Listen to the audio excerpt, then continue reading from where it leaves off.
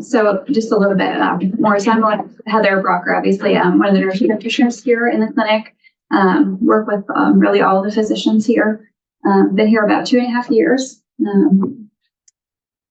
Say anything more about yourself? Or? I've been here over 10 years. So it's a long time. Yes.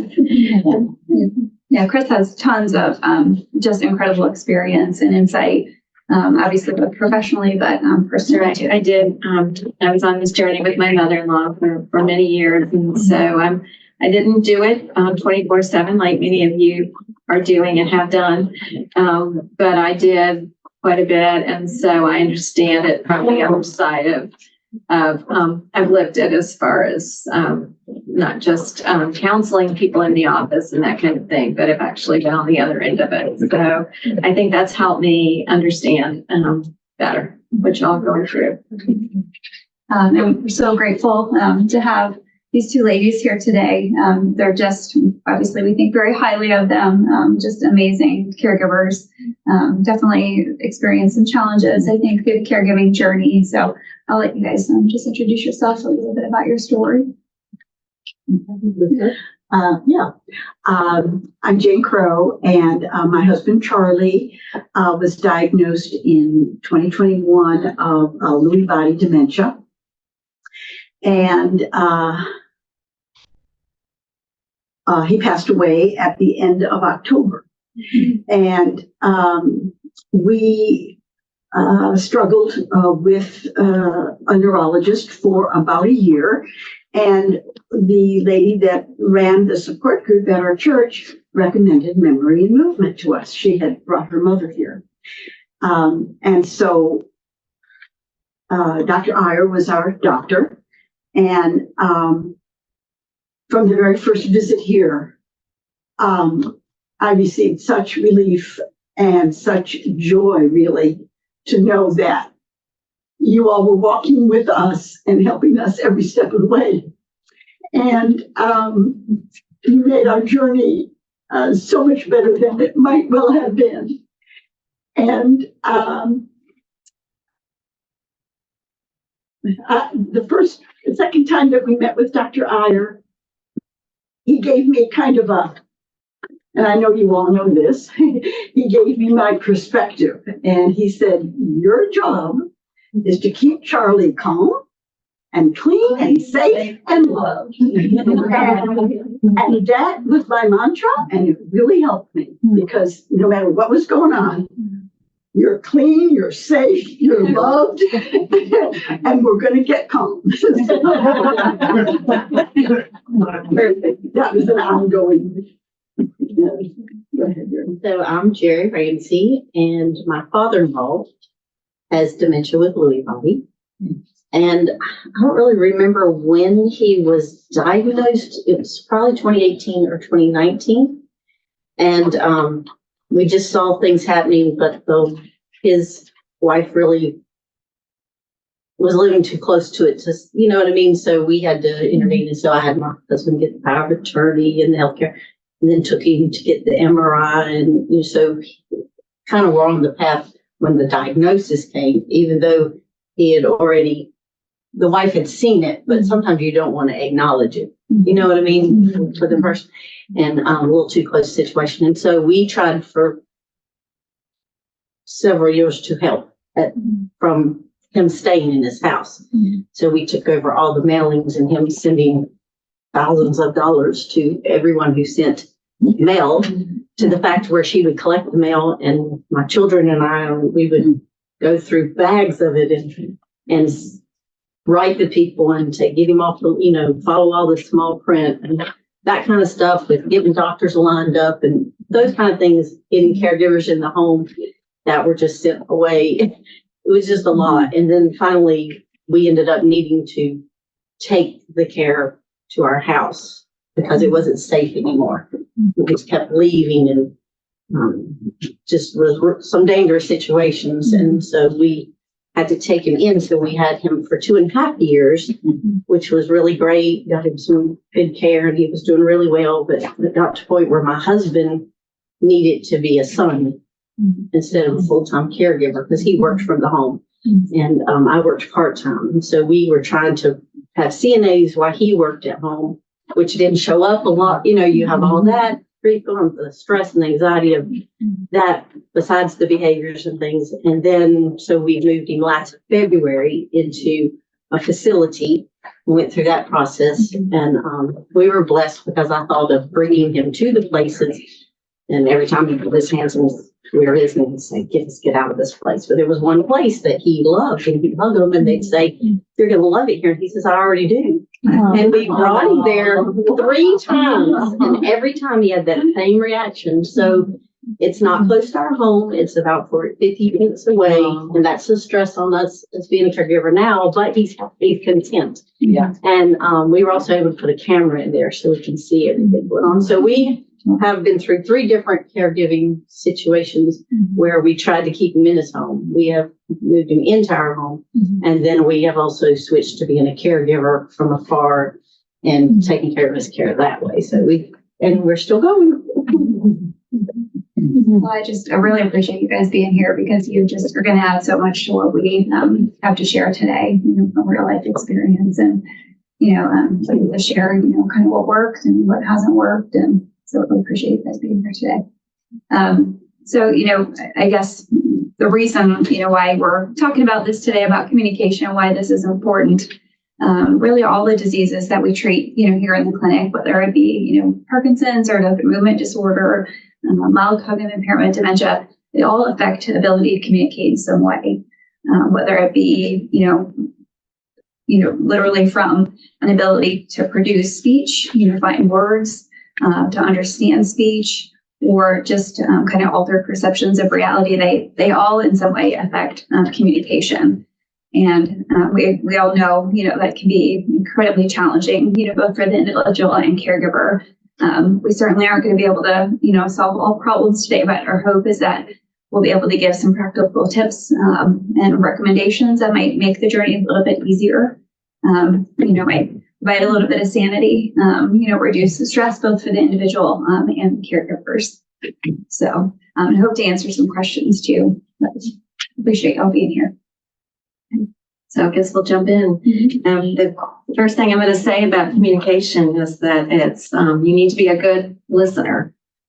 And so very top of the list of being a good listener is being able to hear, right? And so hearing loss occurs in 1 in 3 adults over the age of 65, and it happens gradually. So most people think they do not have a hearing problem.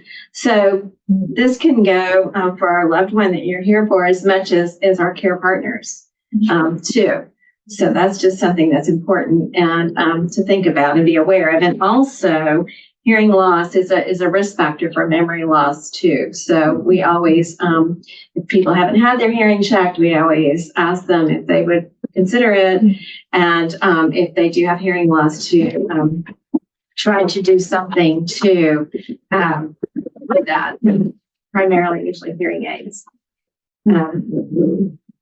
So, being a good listener and observer, I just want you to know the things that we're going to talk about today. I don't want you to think that you have to do everything exactly this way. You have to be individualized. What works for one person might not work for another, but the way you're going to know that is you are going to be connected. You're going to look for ways that if your loved one is how they're responding. You're going to look for those verbal cues and the nonverbal cues as well. So if something isn't working, and it might be different from day to day, but if you're trying some of these techniques and it's not working, then just stop. Sometimes if you're not getting anywhere, just stop. And it's amazing. You can get a different answer maybe an hour later. It could be totally different. So that's something to keep in mind. Whatever is going on that's interfering with the communication has to be the care partners, you caregivers have to do all the work. And this is true in this situation. You are the ones that have to realize that. You are the ones that have to build a bridge to them. And then you have to walk over it because they can't change. They didn't choose this. and they're not able to. So keep that in mind as well. And then the next thing is to let go of expectations. Oftentimes, it's your spouse or it's your father, your mother. You've had these relationships for a very long time, and these patterns of communication are ingrained. And so you expect that you're going to be able to bounce something off of your husband, and just as you always have. And maybe that isn't going to work anymore. So you kind of need to let go and realize, am I asking them to do something that they can't do? And if so, that's going to likely cause a lot of frustration. And there could be some behaviors that come from that. So I'm just going to read a page out of this book that's a very short little booklet that's called I Was Thinking. It's written by a nurse, Diana Wall. And she says, can you give them up? Sometimes it seems that if you, quote, give up on your loved ones as you knew them, you can then, quote, find them in a different way. And then she does this as a perspective from a child. Growing up, we expected that our parents would always be the all-knowing, all-wise, and always available to us. After all, they've been telling us they are right since we were children. Probably one of the most difficult but most helpful approaches to having a good conversation is to let go of our expectations of them. We need to stop looking at them as we always have, and we need to change our expectations so we aren't constantly frustrated and saddened by their lost abilities. When we change our expectations, we can find them as they are. We can have meaningful conversations, and our approach will not add to their confusion or anxiety. Although the relationship might be different, it will be much more fulfilling. It will provide us with happy memories of the later parts of their lives. So we have to meet them where they are, and I think that's key before anything else. And then we're going to move on to using what's called validation. So the very first thing that you want to do before you're getting ready to have an interaction is you kind of got to stop and center yourself. Take some 3 at least slow, deep breaths in and out. What's going on with you? What are you frustrated with? What are you concerned about? And kind of then realize it, but try to put it aside just for the time being. I'm not saying to bury it and don't ever come back to it, but at least don't let that interfere with your communication. And then the second thing is to really connect with somebody. You want to make eye contact. You want to look them in the face. You just kind of want to assess, how are they looking today? What's going on with them? You want to communicate that what they have to say is important. And smile. Yeah, that's good, Miriam. Thank you. Sometimes Yeah. needed person just to touch you. Yeah. So when you do that centering and yes, and you check your emotions, then you can be more present. And then the next, one of the other techniques is you mirror back their words. So, for example, you might have, say your dad says, I want to really, really go out to see my barn. Well, the barn's been gone, for over 5 years. But instead of saying, well, I don't know how you think that's going to happen because it's not there anymore. And, like this big long explanation, right? Yeah. Yeah, don't you want to record that down? Right. So you mirror their words. Oh, you want to go see the barn. And then they'll usually respond and say something more, and you just get them to talk. And then you can kind of take that, and I'll show you how you can kind of go with that.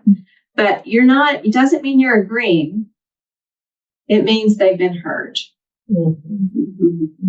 So there is a difference there. And then I am also going to read a page in this book called The Validation Breakthrough by Naomi Feil. Naomi's passed away just in December of this past year, but she was kind of revolutionary in this field of communication. And I won't read the whole thing, but I'll just read a little bit. She was, this is about a wife who has learned to communicate with her husband a little bit better. I learned to manage the situation of caring for my husband in a better way. I learned that you should not insist that the person understand things that he is no longer able to understand. And we as caregivers must get into his world, not the other way around. And so her husband was asking often to go home or to go see his mother. Where is my mother? Kind of thing. And so it's not a big, long explanation she came up with. I thought was very good. Your mother's in your heart. You know, that yes. And often, you know, we hear people say they want to go home, and, you know, instead of saying, well, you can't, you're here now, or you are home. Because sometimes they are home. They still want to go home. And I just wonder if that's not, and they're trying to, what are they trying to express? You know, is it that they don't feel at home anymore? They don't feel at home in their own self. You know, it might be that it's not a literal ask. But let them talk about, well, what is home? What does it look like to you? What does it make you think about? So you can ask the what, where, when, how questions, but you want to avoid the why. The why questions, somebody has to have some insight usually to answer that. It can also mean that they have to face some feelings. And it can also put someone on the defensive. So try to avoid the whys. But those other questions can help with connection and help them get, you know, talking about whatever it is that they brought up. You want to avoid arguing unless it's a safety issue. And when it's a safety issue, again, those big, long explanations usually aren't accepted. And you say, you recognize their feeling. I know you're frustrated. I know you want to get in your car and go somewhere right now. And maybe we can plan that trip together. But this is a safety issue and it's not negotiable. I wish it was different, you know, and then just stop. Because sometimes the more you talk and you want to explain, our inclination is we want to make them understand and go, oh, okay. Yeah, those are probably not going to happen. Yes. Avoid saying, don't you remember?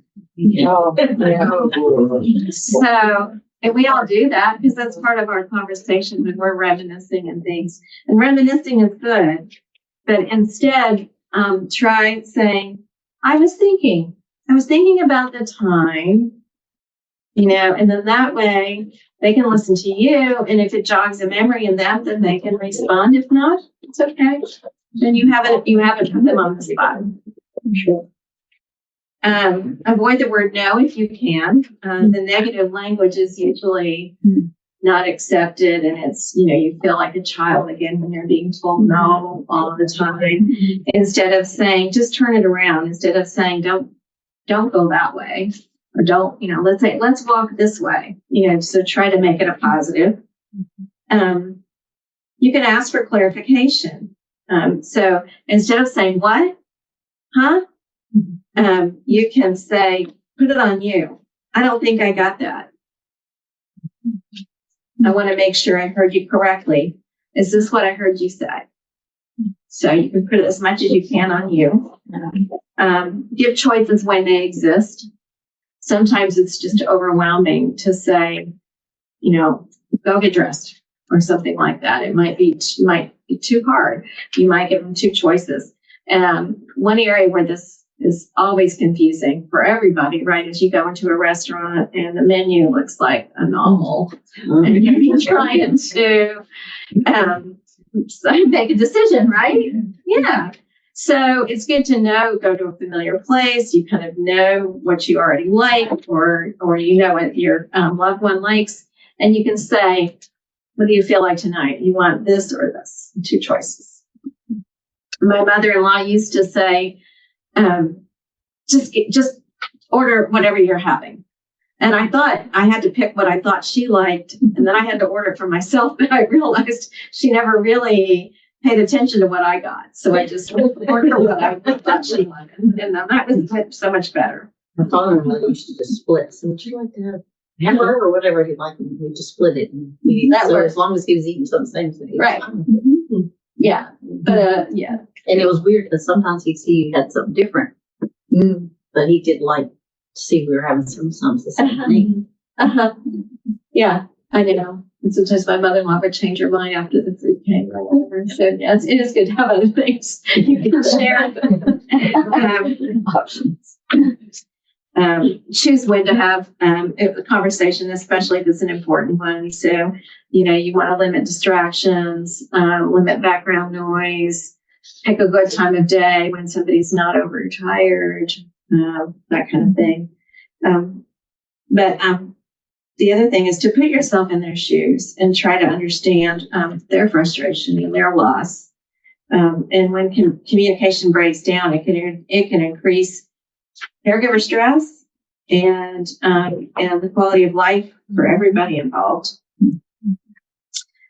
Sometimes it's hard to follow if there's a conversation going on, and this person says this other person says this, and the person who we're caring for has thought about what they want to say, but then the conversation moved on, the topic changed, and they didn't get to say what they wanted to say, so they feel a little bit lost. And we have to pay attention to that. And they might say, you know what, I can't follow. I feel alone. I feel left out. And they start to isolate, and it leads to loneliness. So as much as you can kind of be aware of that happening, maybe don't do so many things in big groups, maybe a couple people at once, that kind of thing. And especially holidays too.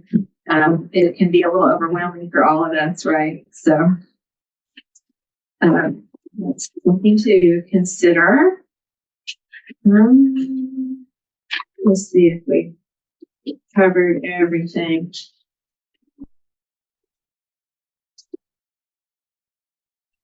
One of the other things that I heard recently too, which I thought was interesting, something I really hadn't really thought about before, is especially if you know you're going to need to have like a little bit of a challenging conversation. When you sit down, and are having that conversation, try to be either at eye level or below eye level, because it kind of shifts the power differential and it puts the person, a little bit more at ease when you start that conversation. So I thought that was interesting and kind of a good technique. I would say something about not saying no a lot, no or don't. Also, when you phrase a question to them, not having it be a yes/no question, because a lot of times they're thinking they can't process as fast. And we found my father-in-law would automatically say no because he doesn't have the language or the process, and he knew he could say yes or no, so he would just always answer no.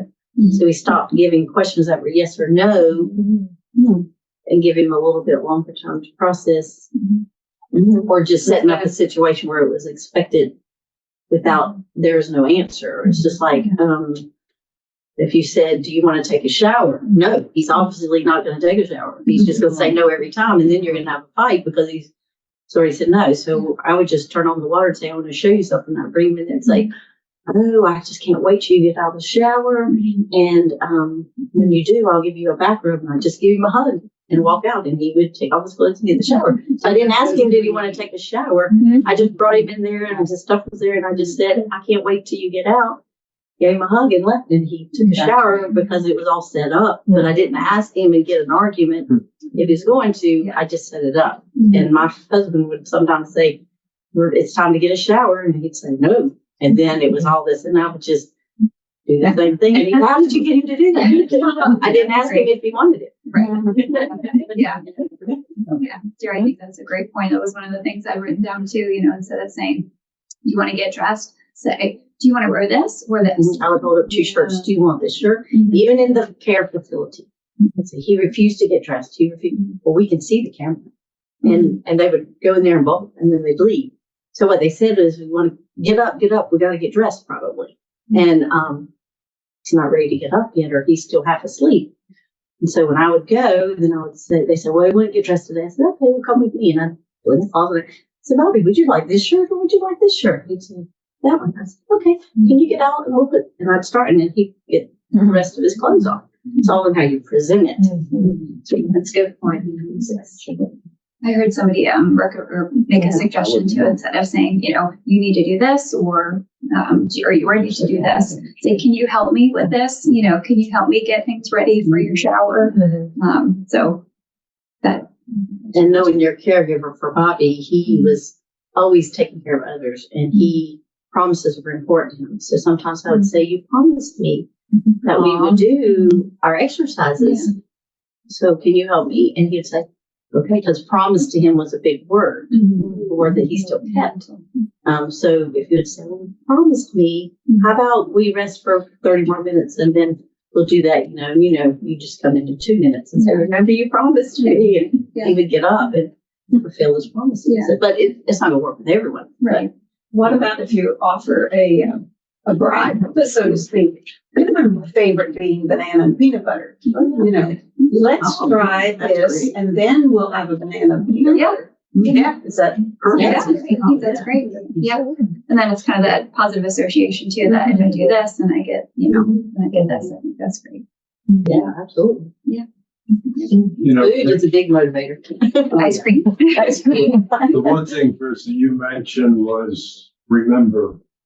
And when Joanne was diagnosed and that had friends who were both two buddies. One was lost a mother, one lost a father, and both of them did not know each other. The first thing they said to me, said, "You just got to wipe remember out of your vocabulary. You have to remember not to say remember." Because both of them said our parents just climbed the wall. Well, don't you remember when we did this on vacation or whatever the situation was? They couldn't remember, and then they would get very frustrated and angry and blah blah blah. Yes, yeah, yeah. It was And my mother-in-law used to always say, "Well, no one told me." Oh yeah, no one told me, and it didn't do any good to say, "Well, yes, we told you this." That did not do any good. Saying sometimes you have to apologize for things that you didn't do, and it's like, "Oh, did we not tell you?" I'm so sorry. It must be really hard to get surprised all the time.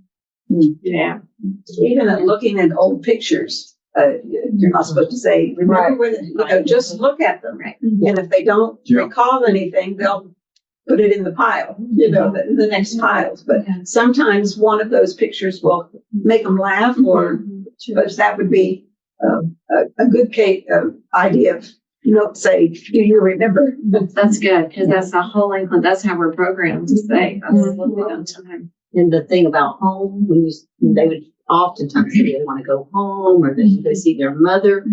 A lot of times we learned you just don't go into the home. We don't remember, we don't live there. So I started saying, "Do I take good care of you?"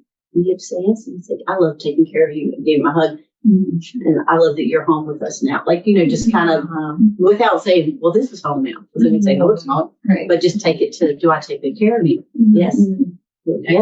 Oh, I love taking care of you. A hug. A lot of times a hug would just take away. Sometimes when they have questions like that about home or where's the dog, which is no more, you just, all you have to say is, "I hear you.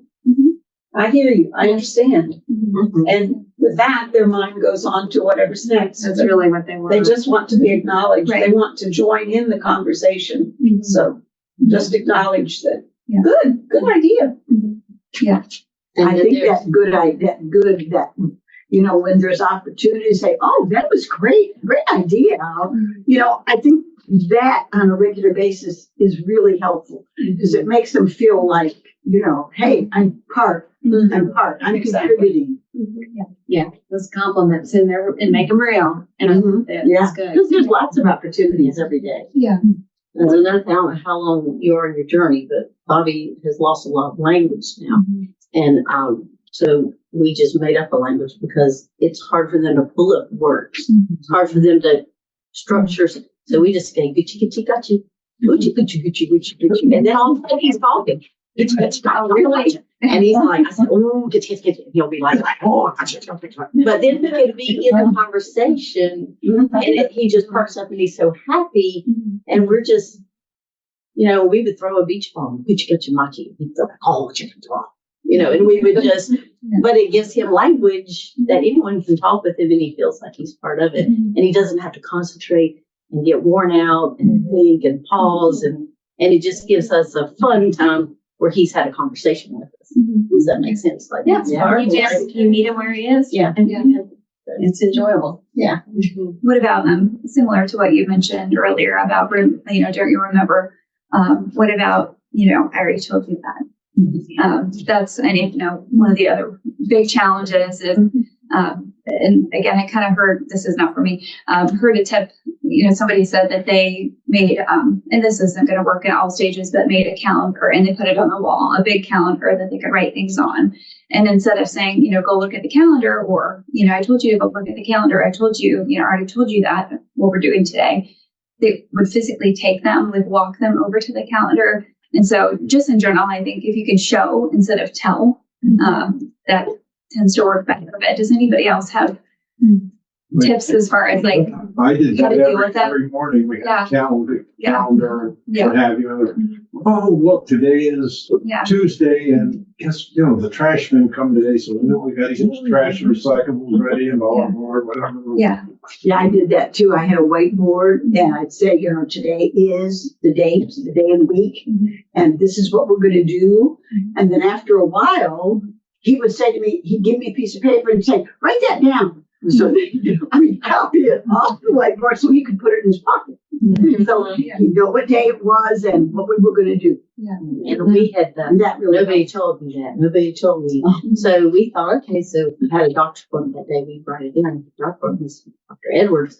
And Dr. Edwards is going to check on your memory. And he would usually laugh at that. Oh, I don't know what they're going to do. He would always laugh when he knew he had a memory. What kind of doctor is he? Or he checks your memory to make, he just always laughed. But we found that we would give him the paper and then he got very anxious. And he'd pull that paper out. So it worked for a little, but then it didn't work for him anymore because it was, then you had all the things. I started saving the pieces of paper.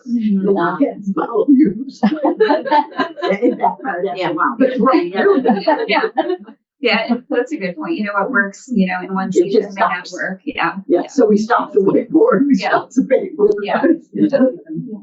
Well, that was a good kind of transition, Jared, that you were talking about the difficulty with speech. Aphasia is, what we term that. So just kind of a general different definition. So it's a disorder that affects how you communicate, and that can be either spoken speech, or it can affect somebody's ability to, read written language or to understand language that's spoken. And I know that frontal temporal dementia, Alzheimer's, there are, certainly multiple different disease processes that can contribute to aphasia. So we'll talk about that just a little bit. I guess the first recommendation for that, or tip for that, is speech therapy. That can help to slow the decline, the loss of speech. We have really good speech therapists. I know Chris was able to have a conversation with one of the speech therapists and get some tips. But speech therapy can be very helpful in kind of slowing the loss of language or speech. Also, so just kind of some general tips, and I know you probably have some additional ones from Jessica, but just being patient, especially as the aphasia progresses. It can take sometimes up to 90 seconds for someone to, interpret what you said, process what you said, and then be able to form a response. So, and that feels like a really long time, when you're sitting in it, but just kind of giving them some time to kind of process what you said and come up with a response. Making eye contact, making sure that you're facing the individual when you're having conversation. Same thing that you said earlier, sort of reducing background noise, sort of choosing, the environment, making sure that your body language reflects what you're saying. If they are having difficulty coming up with a word or sort of finishing their thought, again, if you kind of give them some time and they're still not able to sort of pull those words or finish their thought, asking permission before you jump in to finish their sentence or provide that word. Is it, do you want me to, provide the word that you're looking for, give you a couple of choices of, is it okay, if I help? And even providing the first syllable of the word that you think that they're looking for, or a couple words. try to offer, 2 to 3 choices or more simple questions rather than like a long, explanation or looking for a long, complicated answer, using nonverbal communication as much as possible. I think, again, one of the things that Chris had touched on, still providing opportunities for people to stay engaged. If you know that a big social event is going to be very challenging for the individual, try to seek out, opportunities that are more one-on-one or small groups, and continuing, to encourage them to communicate, to their ability, praising them, that was really great, because the tendency is to withdraw when you start having difficulty with speech, to isolate, to avoid those social situations, and that can definitely contribute to depression. So again, just continuing to encourage them to communicate and finding good ways for them to engage. Avoiding idioms like under the weather, or pronouns like he, she, it. Being specific instead of saying, can you put that over there? Being really specific, saying, can you put that plate over on the table? So being as specific as possible, speaking in a bit of a lower tone of voice, and speaking a little bit slower if needed. And then using communication boards, sometimes that's helpful, especially as the aphasia progresses. And then, obviously at very end stages when, the language ability is near lost or lost, so using those nonverbal, communication techniques, like you said, kind of touching a shoulder, holding a hand, you can apply lotion to hands and feet, just, doing those things that still can continue to communicate, love and care, and closeness. I have one remedy for that. Yeah. My husband is a great fruit lover. Mm-hmm. So when I would bring home the groceries, I would hold up the apples. Apple, and I would hold up I held up a pineapple one time and he couldn't think of the name of it. So I said, well, just keep thinking a minute. What colors are these? This fruit? And it's green top and it's orange, yellow on the bottom. And thought. And I said, well, we'll just call it the green-orange fruit. And that's what we call it, the green-orange fruit. And we know it's pineapple. We agree on it. So, Very good. Very good. That's And great. as they lose language, like you used to get say, go brush your teeth. Even if you put it out with tooth, and that would be fine. Sometimes you just lay that, but then they don't know what the toothbrushing is. So you have to hold it up and say, "Can you come brush your teeth?" And they see it and they come in, and then you might have to brush your teeth. And then they'll brush. So they're different stages. yeah. And then you're just brushing their teeth. That's good. So there's a progression in. When I did consult Jessica Martin, who's does speech therapist with me with Power Back, and she did a Take Charge Live with Dr. Edwards. It's on the website. It's called A World Without Words, if you're interested. But she talked about, it's called negotiating preference. It's when you ask somebody, do you want me to help? You can ask them on the spot, do you need a minute? Do you want, or if you have made an agreement, like if we're out in public, give me a sign. Thumbs up, do you want to touch my hand? Something that okay, you can jump in. But when you automatically jump in and start talking for somebody, you're taking away their voice. And so that can lead to depression as well. So that's just something to kind of, it's hard to navigate that. What was her name? What was this? Jessica Martin. Thank you. She's with Power Back. Martin. And so she talked a little bit about, speech therapy. People don't understand why it can be helpful. They think of it as something that children need. But what they do is so much more, and they can work with not only helping with the aphasia and that cognitive stimulation. Also, if someone's having some difficulty with swallowing, even they can work with that. Anything she said from the neck up is what they work on. I was just going to take, how are we doing on time? Well, we try to save a few minutes for questions. Yeah. Are we? It's about 5:15 now. Oh, okay. Should I save the part? Do you think we should start doing questions now then? We could. How much more do you have? I was just going to touch on Parkinson's briefly, just a little bit. So with Parkinson's, it can be some, can affect speech in different ways. It can become quieter. It can be slow. Sometimes there's a lot of long pauses. Sometimes the speech is fast and a little bit mumbled or monotone, the pitch, and then a little breathiness or hoarseness. And the facial expressions and the body language can be slow, so it's harder to interpret. And sometimes the dyskinesia also interrupts the body language, so it's harder to understand someone's meaning. Sometimes their facial expressions aren't what they would have had before the Parkinson's, so it can just affect all those muscles in your vocal cords and in your face. So it can be a little bit, they can have a little bit of the aphasia too, and also have a little bit of trouble coming up with the word or a little bit slower response. So the same thing would apply. Jessica said it's good to, like you said, do the syllable cueing and let them try. But if it's too much pressure, you kind of be a good observer again. If it's too much pressure and too stressful, then don't. But it's good for them to at least try.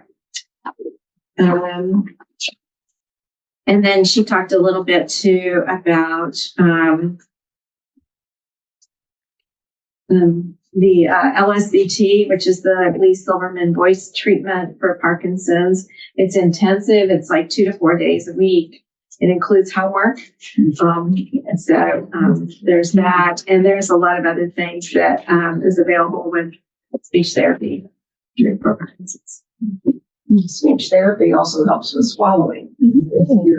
That's right. If your loved one is packing the food in their cheeks, that's a sign that they're not really sure how to swallow. So, and the thing is, speech therapists can assure you everything's working all right. It's up here. It's not helping them. So you just have to go slower. We did that with Bobby. We did speech therapy, and we could tell that he's sitting food at the top of the food. So if he didn't drink after eating, he could aspirate. Right. And then we learned, so we put a little picture of him drinking and eating and drink, So we had a little picture, and he liked it for a while, and then every time he would hide it. And my son was like, why do you have that every time? He's like, because he didn't like being told to do that. But then we just went to a straw, and he would drink more. And so, we did that too. Take small sips and swallow. Yeah. And that's what the therapist wrote and left it for him. And so we tried to practice that one. So. And then my mother had Parkinson's, and my brother has Parkinson's. And so my mother, I took care of her, and so she got this. So we would do big voice in that. So we did some training with speech. So speech therapists are great. They are. In fact, Jessica worked with Charlie, and he had those problems. His voice was hoarse, and he was whispering, and then he started having swallowing problems, and the therapy really did help.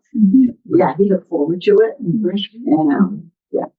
and they give him like graham crackers and stuff. And he loved to go into speech therapy. That's treats. Yeah.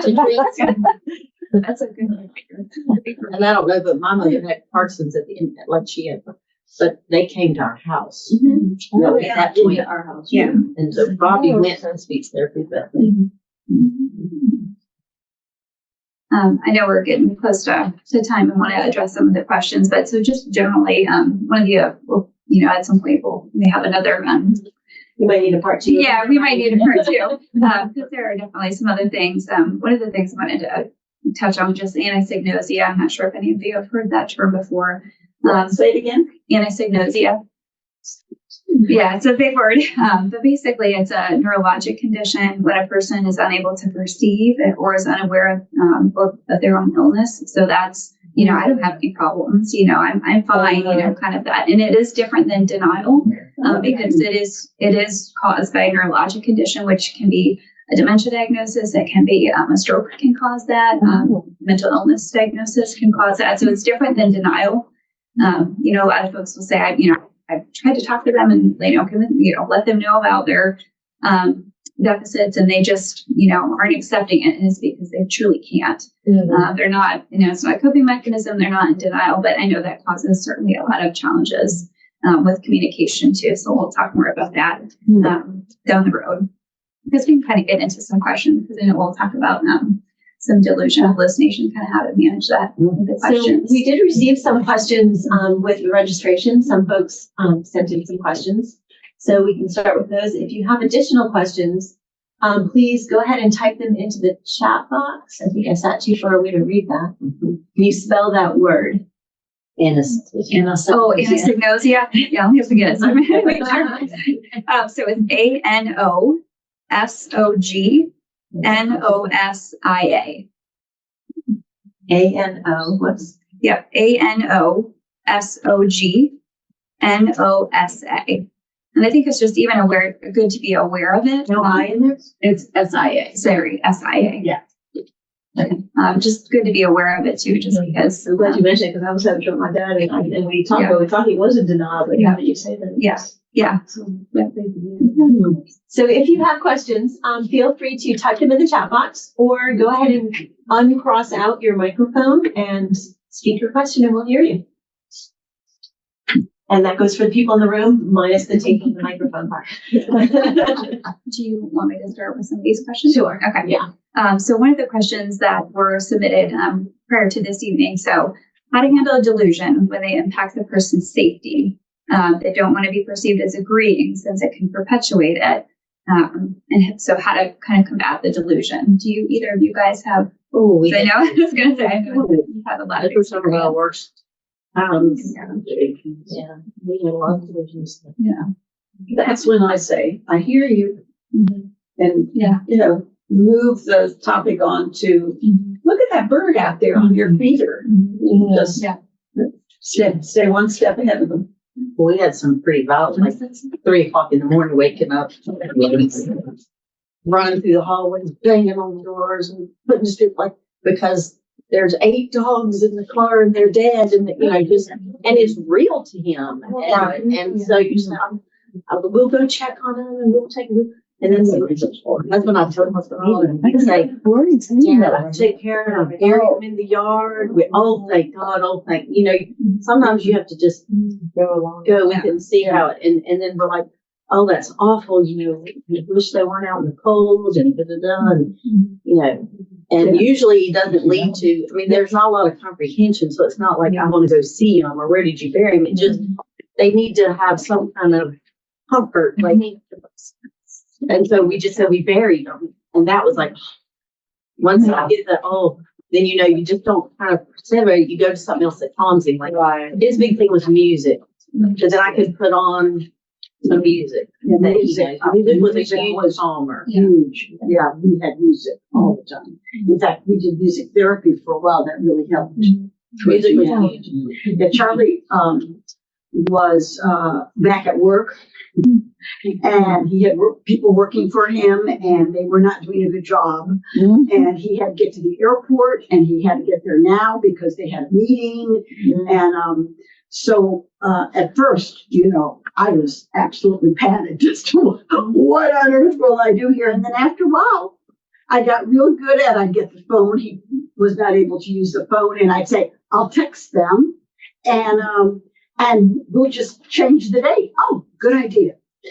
Or we'd call his daughter, and she'd say, oh, I'll tell you what, Dad, I'll pick you up first thing in the morning. The flights are all full right now.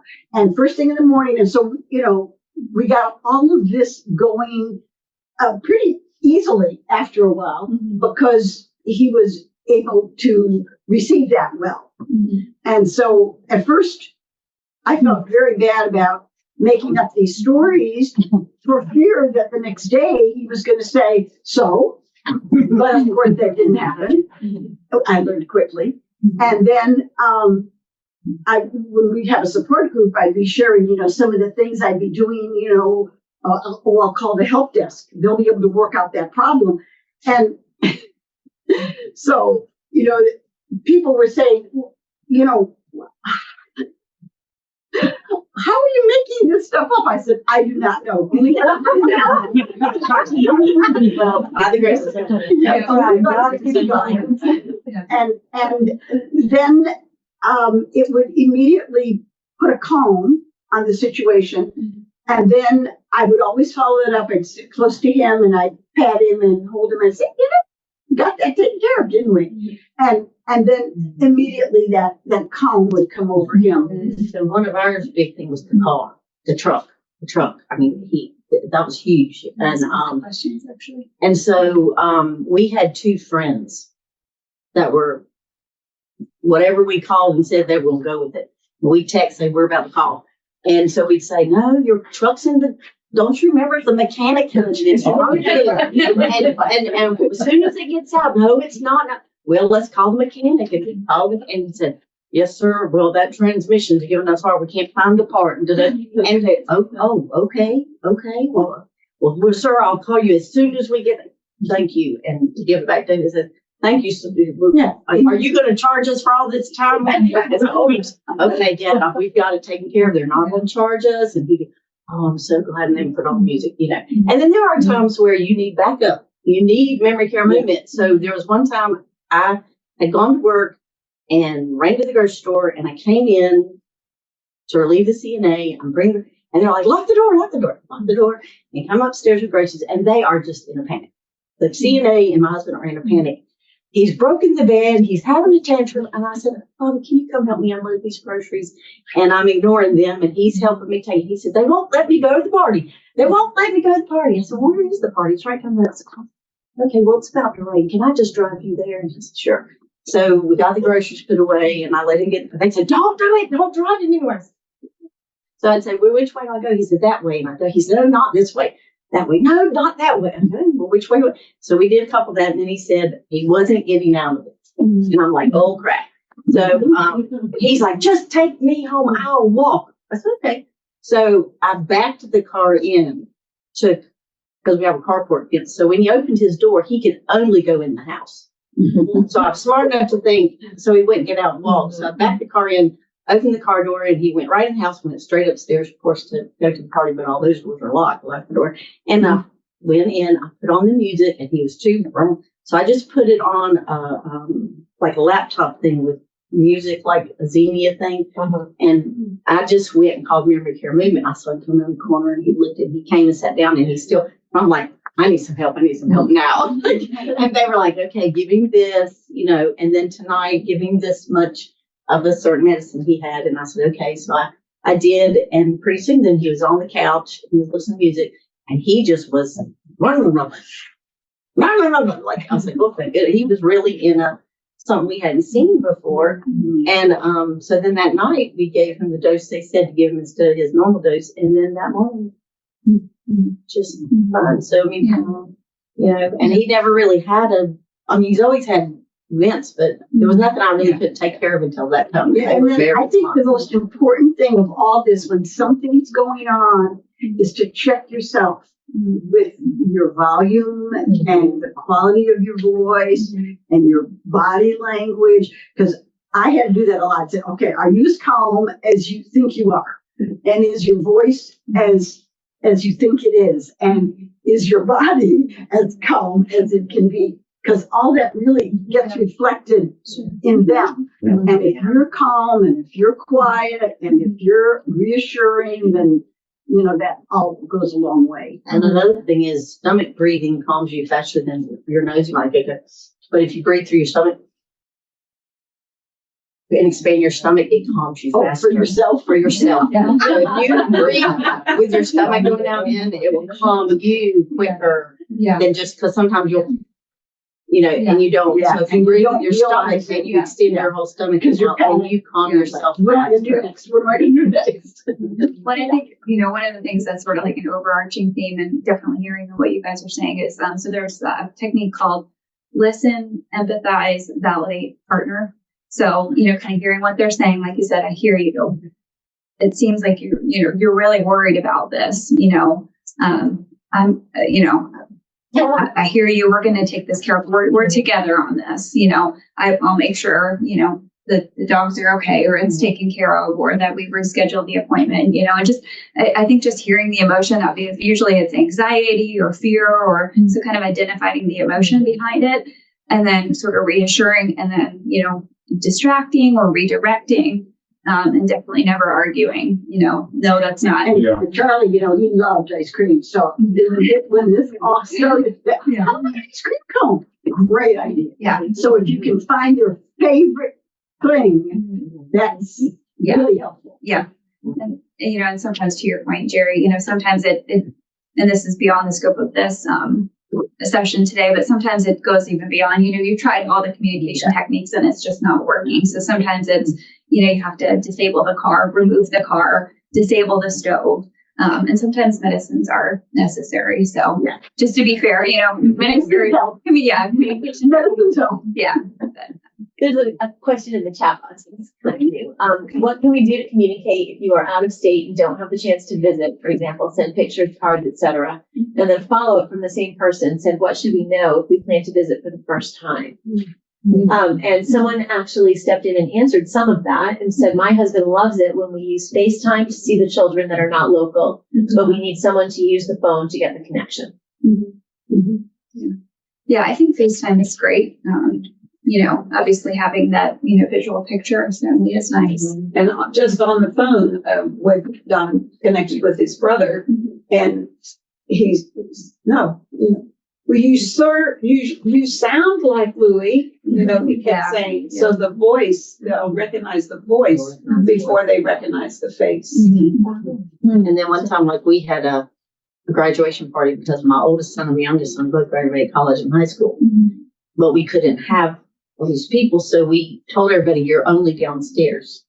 And we locked the door at the top of the stairs so nobody could go up, but we brought one person up at a time to visit with him, but didn't disturb his nap or anything. It was before or after, and one or two people, and that's all. And just the very important people that we know, like his wife and his daughter, and that's all. That's all they need. That's all they needed. And he was like, "Where have you been?" To his wife, and they got to hold hands for a little bit, and just a short visit, and then that was it. Yeah. So, just kind of, I think, being aware of like normal routines, when you're coming in from out of town, trying to, maintain those routines as much as possible to avoid confusion and stress. And I think, it's always helpful to, talk with caregivers, family members that are local, just to kind of, give yourself a little bit of an idea what to expect. So it's not so, I think phone conversations, I mean, they're great. And but they might be shorter than what you're used to. They might repeat themselves and get ready. It's okay. Just keep responding. And a lot of times you don't get an accurate picture. I just want to make a point of that. On the phone, somebody can sound a whole lot better than what they are day to day. So if you're able to come and stay for a few days, I think that is good if it's something that you're able to do. So, but the calls watch their reaction and listen to them, because my husband's grandmother, we did a terrible thing because we all went and got her and brought her over for Thanksgiving from her memory care. And she said, "Do I know you? Do I know you?" And we're like, we didn't realize the damage we were doing, taking her out of her event for all these people she didn't know, all this. So it's all a learning thing. and everyone's different. And everyone's different, but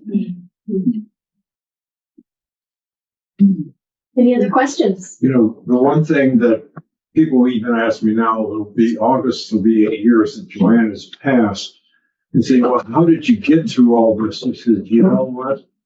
I said, I learned to tell a lot of lies and fibs and stretch the truth and this and that.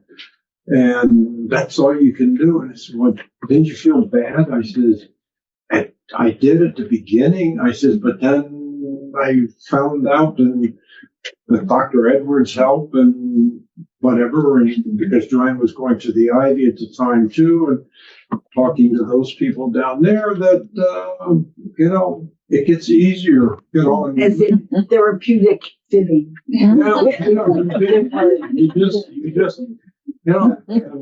Like I tell people, I said, listen, I told her more fibs in 8 years than I did 40 years before her combined. You know, I'm lying to my husband. But if it's all helping to make somebody calm. But I think, you know, I don't want to assume, I wouldn't want to assume right off the bat that they're not going to be aware of some of that. And there might be something else they're trying to communicate. But sometimes when you're in a position, you know, it's like, why do you want to upset them? Yeah. So you're doing it for the right. Yeah. And I've heard somebody, I heard somebody kind of describe it more, you know, less as sort of therapeutic captures, but entering their reality, you know, and again, it doesn't mean that you have to affirm, you know, sort of, but just kind of meeting them where they are, you know, if they're going through something that is, you know, completely out of the realm of reality, just meeting them there, you know. Absolutely. But early dementia, you can't do that because dementia is not like Alzheimer's. They don't forget everything and they will remember and they'll come back and, you know, so early dementia, you got to be real careful. But it's later that you, just makes the peace. Yep. I'm struggling with it now because this for the first time this past weekend, my dad mentioned he was calling his mother and she died in 1975. Yeah. And he looked at my sister and he was like, Yeah. I need mom's phone number. I think he thought we were his sisters. Yeah. Yeah. And that's really threw us to what to do. And so I was like, well, remember the phone number, we'll get it to you later. And then a little later he mentioned it again. And I was should I tell him that she's dead? So I just said, well, she's in heaven. And I didn't know if that was the right thing. And then he looked like he was really confused. So I just don't know. Sometimes it's like might be the first time for him. He's going through that news. So it's okay. Yeah. I mean, you didn't go into the big long story. You told him the truth. And then you can start talking about what she meant to him. Okay. Yeah. I remember grandma and, you know. Yeah. Okay. Yeah. You know, when she was so special and so sweet and, you know. Yeah. Or I don't have her phone number, but I have a picture. Would you like to look at it? Yeah. Or, you know, she's not available right now, but I know she's okay. You know, kind of. They're worried. Sometimes Yes, Charlie they're was worried. worried. Yeah. I think she's not okay. I think mom's not okay. We need to check on her. Yeah. You know, and that worry. Right. Yeah. We, you know, she's not available for us to call right now, but she's okay. You know, and did she make the best blueberry pie, or, you know, sort of redirecting. But, yeah. Another question in the chat box. Someone noted, I think this is a response to the question about preparing for a visit, setting expectations for visitors, show current pictures to visitors, show a recent video if possible. And then those are good ideas. A new question. Are there any tips for compulsive packing? Yeah. Oh, you know what Charlie used to do is when he was going home, he would get his clothes, some of his clothes and some shoes, and he'd put them in the car. We're going home. And so sometimes we would take a ride. We would just take a ride. And then by the time we finished our ride and came home, it was like, that was gone. Just let them pack. And then you unpack when they're dead. That's what And we would next day, then like start all over again, and then you just unpack it. We would let him pack, and then we would take it's like one of us would grab it and put it in our bedroom or something, and he would outside out of mind kind of thing, wouldn't think about it again. But then later we did just unpack. You just unpack it. You know, we all do things to appease them and make them. I hate raw tomatoes. And my whole family knows I don't eat cucumbers. I don't eat tomatoes. Everybody in my family knows that. And one night we're having something and I was taking the tomatoes off my salad. And Joanne says, "You're not going to eat your tomatoes tonight?" I says, "I don't like tomatoes." "What do you mean you don't like tomatoes? You can't eat them." So, you know, guess what? Connie ate a tomato and that solved the whole thing, you know. Fortunately, she didn't ask me to eat the cucumber. But, That's true love. That's very you know, but you got to roll with the punches, folks. That's it. You know, you just got to And you never go know with what's it. going to set them off. Yeah. You just do not know the simplest, littlest things sometimes. And you just But you don't. know they still love you because at Valentine's, so one of the questions at the meeting we had, you know, what are you planning for Valentine's Day? And I said, Well, we've already had Valentine's Day because Don asked me just yesterday, did you get the roses I sent to you? So I thought, he's showing me love, you know, that's what he's doing. So I had my Valentine's Day early. Sense of humor also. Yeah, there you go. Real special. Yeah. And I think that, some of the things we're talking about, there's things that are like non-negotiable, that are like safety concerns. And then there's things that are more negotiable, like packing, Right. that might not be. And tomatoes. And tomatoes, right. That's low. Yeah. My husband doesn't like tomatoes either. I don't think he for me. Thank you so much to everyone who has come and participated in this conversation, and to our panelists and to everybody on Zoom with great suggestions and questions. We would like to do more topics like this that are really helpful for everyone and of interest to everyone. And so there's something new on our website at the very top where it says education. If you click on that, just like always, you'll see a drop down menu and it says Take Charge Live, just like always. And that's where you can binge watch all of these. But a new feature on that page, on the bottom left-hand side of the page, beside all of the old videos, there's a little form that you can fill in if you have an idea for a topic that you'd like to see. Because we are happy to try to accommodate the questions you have with programs that answer them and help caregivers help each other. So any suggestions you have are more than welcome, and we would love to hear them. So go on the website and mmclt.org and you'll find that form. Thanks so much to everyone. Yeah. Thank you. Yeah. Thank you. Thank you.